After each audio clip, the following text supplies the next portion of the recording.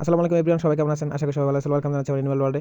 তো যেহেতু আমার মাউস স্পিকার বা এরকম কিছু নেই, যার কারণে ভয়েস দেওয়ার কারণে অনেকটাই ভয়েস কম আসছে, মানে কথা কিছু বোঝাইছিল না, যেহেতু ফোনে এরকম ভয়েস বোঝায় না, একটা মাউস স্পিকার লাগে।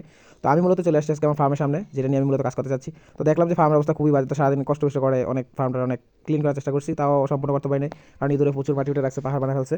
তো আস্তে ইনশাল্লাহ আমার কাজগুলো সম্পূর্ণ করবো, যেহেতু আমাদের ফার্মে কিছু চিনাস আছে। তো ওদেরকে আমরা অলওয়েজ টাইম ট্রাই করি পানিতে দেওয়ার জন্য, কেননা হাঁস মানে পানি, পানিতে যতটা রাখা যাবে ওদের গ্রোথ বা ওদের কালার কন্ডিশন অতটাই ভালো হইব। তো আমি অলওয়েজ টাইম চেষ্টা করি। অনেকেই বলে যে চিনাস আসলে উপরে পালা যায় ঠিক আছে, কিন্তু ওদের কালার কন্ডিশন বা গ্রোথ এরকম সুন্দর আসে না। তো অলওয়েজ টাইম আমি ট্রাই করি যে ওদেরকে পানিতে রাখার জন্য, বা ছোটো থেকে ওদেরকে অভ্যাস করা হয়েছে এরকম। তো আমাদের কিছু মূলত কিছু মুরগি আছে এই জায়গায় হাঁসের পাশাপাশি। তো ইনশাল্লাহ আস্তে আস্তে আমি এগুলোকে বড় পরিসরে নেওয়ার চেষ্টা করবো। তো আমি দেখতেছিলাম যে আমাদের দুইটা হাঁস ছিল, একটা হাঁস ডিম পারতেছিল, প্লাস ও কিছুদিনের মধ্যেই বসে পড়ছে। আমি ভাবি না যে এত তাড়াতাড়ি বসবো, কারণ চীনা হাঁসগুলো অনেক অনেক ডিম পারে একসাথে, যেমন 20টা 15টা এরকম ডিম পারে তারপর বসে। বাট ও 15টা ডিম পারছে, যাক আলহামদুলিল্লাহ, আমি খুবই খুশি। কেননা এগুলো হচ্ছে একজন খামারির সফল।